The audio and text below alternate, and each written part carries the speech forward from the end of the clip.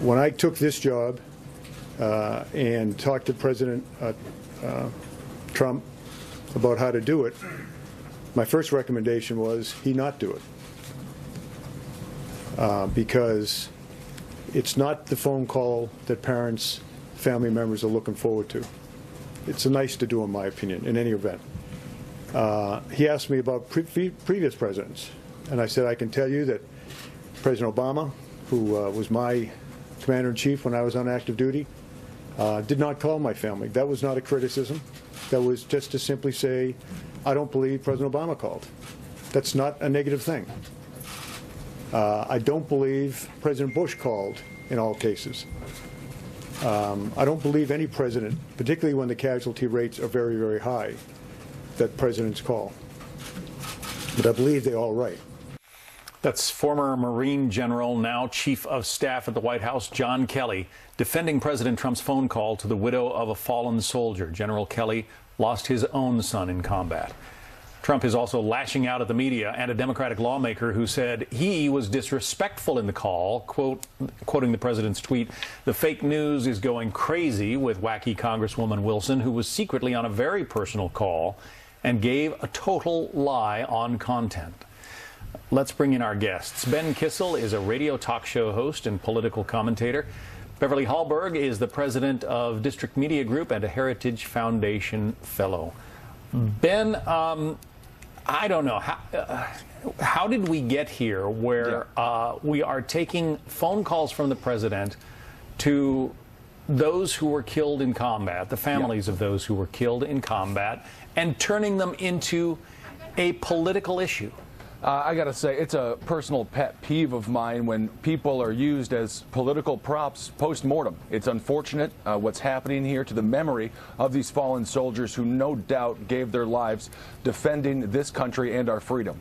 Unfortunately, Donald Trump did make this a political issue on Monday when he equated his performance in regards to speaking with the family members of the fallen to Obama's, but then we have Congresswoman Wilson as well taking her opportunity to get political gain from this tragedy. And I think at the end of the day, it's sad all around, and we need to have a higher bar for political discourse in this country. Beverly, I spoke to a friend who watched General Kelly's remarks from the White House yesterday. He said it was 4 minutes of the most moving television he had ever seen. And his comment was, you know, that the Democrats, in this case, Frederica Wilson, who sort of responded to the president's phone call, and we'll play some of that in a minute, are so angry about President Trump being in the White House that they will use any opportunity to slam him on anything. Is that fair criticism? Well, I was just thankful that General Kelly came out yesterday. I think what he wanted to do was not just speak to the press, but speak to the rest of America and hopefully turn the page on really the ugly discourse that we've seen the past few days. Sadly, though, that is not what we have seen the Congresswoman do. She has already said that she's now a rock star. She even pulled out a comment that he made in a speech saying that it was racist in nature, and laughably has even said that the reason he gave this press conference to begin with was he was trying to save his job. I don't think anybody thinks that's what General Kelly is doing. He even had to choke back tears as he was talking about his son. But I think it shows that the Congresswoman is willing to politicize anything. Here is that comment that John Roberts played for us earlier from Congresswoman Wilson, Democrat from Florida. Here it is. You mean to tell me that I have become so important that the White House is following me and my words? This is amazing. It's amazing. That is absolutely phenomenal. I have to tell my kids that I'm a rock star now.